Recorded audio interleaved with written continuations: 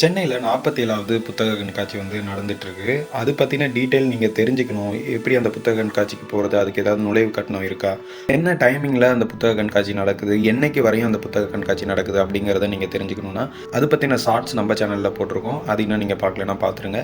அதேபோல நான் கார்ட்ஸ்லயும் அந்த லிங்க்க உங்களுக்கு தரேன். நான் புத்தக கண்காட்சிக்கு போயிருந்தேன். அதுல எனக்கு பிடிச்ச சில புத்தகங்கள் சில புத்தகங்கள் நான் யோசிச்சுட்டே போயிருந்தேன். சில புத்தகங்கள் வாங்குனேன். நெறைய புத்தகங்கள் இல்ல. உங்க முன்னாடி தெரியிற இந்த புத்தகங்கள் தான் நான் வாங்கின புத்தகங்கள். இதில் ஃபஸ்ட்டு நான் வாங்கின புத்தகம் எதுனா இக்கிகை. இது நிறைய இடத்துல நான் இந்த புத்தகத்தை பற்றி கேள்விப்பட்டிருக்கேன். நிறையா பேர் இதை பற்றி பேசியிருக்காங்க. அதே போல் இந்த குக்கு எஃப்எம்மில் இந்த புத்தகத்தை பற்றி தெரிஞ்சுக்கணுங்கிறதுக்காக நான் ஆடியோ கேட்க ஆரம்பித்தேன். ஆனால் எனக்கு கேட்குறத விட படிக்கிறது ரொம்ப பிடிக்கும். அதனால சரி இந்த புத்தகத்தில் என்ன இருக்குது அப்படிங்கிறத தெரிஞ்சுக்கிறதுக்காக வாங்கினேன். இந்த புத்தகத்தை வாங்கி நான் 60லேருந்து 70 பக்கம் படிச்சிருக்கேன். அந்த புத்தகம் ஒரு பொக்கிஷம் தான். ஏன்னா இந்த புத்தகத்தை படிக்கிறப்ப நிறையா விஷயம் நமக்கு உளவியல் ரீதியாக மாற்றங்கள் ஏற்படுது. கண்டிப்பாக இந்த புத்தகத்தை எல்லாருமே வாங்கி படிக்கலாம். அந்தளவு ஒரு அருமையான புத்தகம் இது. இந்த புக்கு தான் நான் இப்போதைக்கு படிக்க ஸ்டார்ட் பண்ணியிருக்கேன். ஸோ இதை பற்றி நான் எக்ஸ்பிளைன் பண்ணேன். அடுத்து பார்த்திங்கன்னா நான் வாங்கின புத்தகம் தமிழும் ஊரும் பேரும்.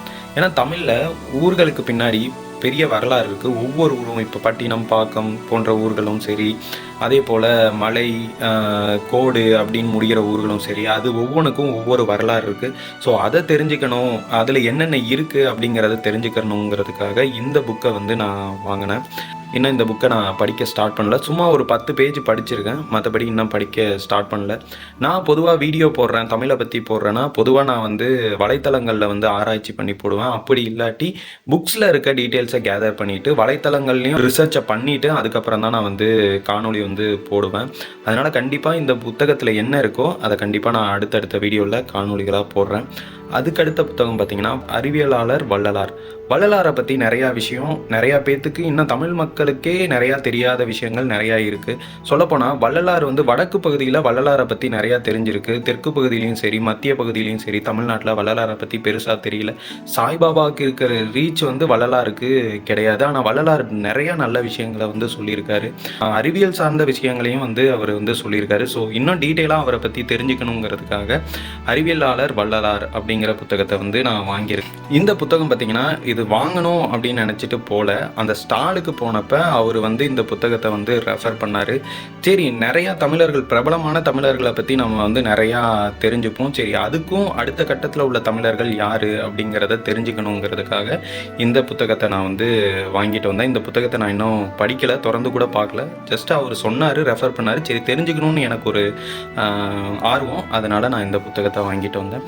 இந்த புத்தகம் தான் நான் ரொம்ப நாளாக இந்த புத்தகத்தை படிக்கணும் அப்படின்னு யோசிச்சுட்டு இருந்தேன். இந்த புத்தகத்தை அமேசானில் விலையெல்லாம் பார்த்துட்டு ஆர்டர் போடலாமா வேணாமா அப்படின்னு ரொம்ப நாளாக இது பண்ணிகிட்டு இருந்தேன். அதுக்கப்புறம் நான் அதை அப்படியே விட்டுட்டேன். அப்புறம் இந்த புக் ஃபேருக்கு போனோன்னே இந்த புத்தகம் முதல்ல என் கண்ணில் பட்டோன்னே உடனே இந்த புத்தகத்தை நான் வாங்கிட்டேன். இந்த புத்தகம் என்னென்னா ராவணனை பற்றின ஒரு வரலாற்று புத்தகம். இந்த புத்தகத்தை நான் இன்னும் படிக்க ஸ்டார்ட் பண்ணல. அவரோட வரலாறை தெரிஞ்சுக்கணும் அப்படிங்கிறதுக்காக இந்த புத்தகத்தை நான் வாங்கியிருக்கேன். இந்த புத்தகம் நான் பிளான் பண்ணிட்டு தான் போனேன். இவரை பற்றி நாம் வாங்கிடணும், இந்த புத்தகத்தை கண்டிப்பாக போய் இந்த புக் ஃபேரில் வாங்கணும் அப்படின்னு சொல்லிட்டு பிளான் பண்ணிட்டு போனேன். இந்த இக்கிகை புத்தகமும் இந்த புத்தகம் தான் நான் யோசித்து வச்சுட்டு போய் வாங்கின புத்தகங்கள். இவரை பற்றி நிறையா விஷயம் சொல்லப்படுது. விண்வெளினா மோஸ்ட்லி நிறையா பேர்த்துக்கு பிடிக்கும். அதை பற்றி தெரிஞ்சுக்கணும் அப்படிங்கிற ஆர்வம் பார்த்திங்கன்னா பயங்கரமாக இருக்கும். அவரை பற்றியும் இந்த விண்வெளியை பற்றியும் தெரிஞ்சுக்கணும், இவர் என்ன சொல்லியிருக்காரு அப்படிங்கிறத தெரிஞ்சுக்கணும் அப்படிங்கிறதுக்காக இந்த புத்தகத்தை நான் இந்த புக் ஃபேரில் வாங்கிட்டு வந்தேன். அடுத்து இந்த புத்தகம் வைரமுத்துவோட கருவாச்சி காவியம். இது என் ஒய்ஃபுக்காக வாங்கின புத்தகம். அவங்க இது மாதிரி புத்தகங்கள் படிப்பாங்க. எனக்கும் என் ஃப்ரெண்டு ரெஃபர் பண்ணான். அவன் இந்த புத்தகத்தை படிச்சுட்டு நல்லா இருக்குது அப்படின்னு சொன்னான். சரி, அதை வாங்கி அப்படியே நம்மளும் படிக்கலாம் அப்படிங்கிறதுக்காக இந்த புத்தகத்தை வாங்கணும். இதுதான் மக்களே நான் புக் ஃபேரில் வாங்கின புத்தகங்கள். இந்த புத்தகத்திலேயே உங்களுக்கு எந்த புக்கு நான் ரொம்ப பிடிச்சிருக்கு அப்படிங்கிறத கமெண்ட்டில் போடுங்க. அதே மாதிரி கண்டிப்பாக எல்லாருமே படிக்கிற பழக்கத்தை வளர்த்துக்கணும். ஏன்னா அது நமக்குள்ளே ஒரு க்ரியேட்டிவிட்டியை உண்டாக்கும், ஒரு தாக்கத்தை உண்டு பண்ணும். ஒவ்வொரு புத்தகமும் ஒவ்வொரு விஷயத்தை கற்றுக் கொடுக்கும். ஒரு சிறந்த நண்பன்னா அது புத்தகம் தான். ஏன்னா அது அவ்வளோ நல்ல விஷயங்களை நமக்கு தரும். கண்டிப்பாக நீங்களும் உங்கள் ஏரியாவில் புக் ஃபேர் போட்டாவோ இல்லை புக்ஸு படிக்கிற பழக்கம் சப்போஸ் உங்களுக்கு இல்லைன்னா கூட கண்டிப்பாக இந்த புத்தகங்களை வாங்கி படிக்க ஆரம்பிங்க. கண்டிப்பாக அது வாழ்க்கையில் உங்களுக்கு ஒரு திருப்பத்தை உண்டு பண்ணும். இந்த வீடியோ உங்களுக்கு பிடிச்சிருந்துச்சுன்னா லைக் பண்ணுங்கள், ரொம்ப பிடிச்சிருந்துச்சுன்னா ஷேர் பண்ணுங்கள். நம்ம சேனலை நீங்கள் என்ன சப்ஸ்கிரைப் பண்ணலைன்னா மறக்காமல் சப்ஸ்கிரைப் பண்ணிக்கோங்க. நன்றி மக்களே.